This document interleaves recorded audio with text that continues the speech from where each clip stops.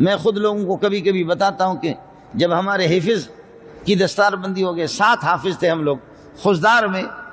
ہماری دستار بندی ہو گئی، 7 حافظ تھے، تو 7واں میں تھا، 6 ایسے تھے کہ سب کے نئے کپڑے تھے اور میں ایسا بدبخت تھا کہ میرے پرانے کپڑے تھے۔ لیکن پٹھان لوگ کہتے ہیں کہ داسات بہم تیر شے، یہ گھڑیاں بھی گزر جاتی ہے، اب کی بات نہیں کر رہا، اب تو کپڑے ہی کپڑے، اب کپڑے ہی کپڑے، اب تو مرید ہی مرید، اب تو مرید ہی مرید۔ اب اللہ نے ایسے دروازے کھول دیے، ایسے دروازے کھول دیے کہ واہ واہ،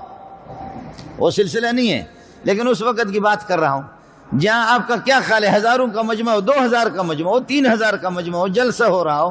اور تمام جتنے بھی حافظ ہیں سب کے نئے کپڑے ہوں اور میرے پرانے کپڑے۔ جب دستار بندی ہو رہی تھی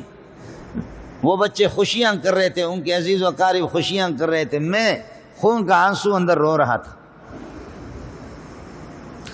وہ بچے خوشیاں کر رہے تھے، میں بھی تو ٹھیک ہے، میں بالغ نہیں تھا، میں چھوٹا تھا، لیکن میں دائیں بائیں تو دیکھتا تھا نا کہ سب کے نئے کپڑے ہیں، میرے کیوں نہیں ہیں۔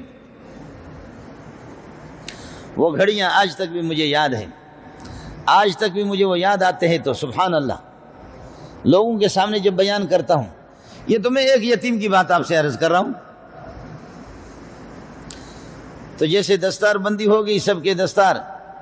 اور سروں پر پگڑیاں رکھی گئی، ایک آدمی آیا روتے ہوئے آیا، اس نے مجھے اٹھا لیا، میرے سر پہ بوسہ لے رہا ہے، میرے ہاتھ پہ بوسہ لے رہا ہے، کہنے لگے کہ بیٹا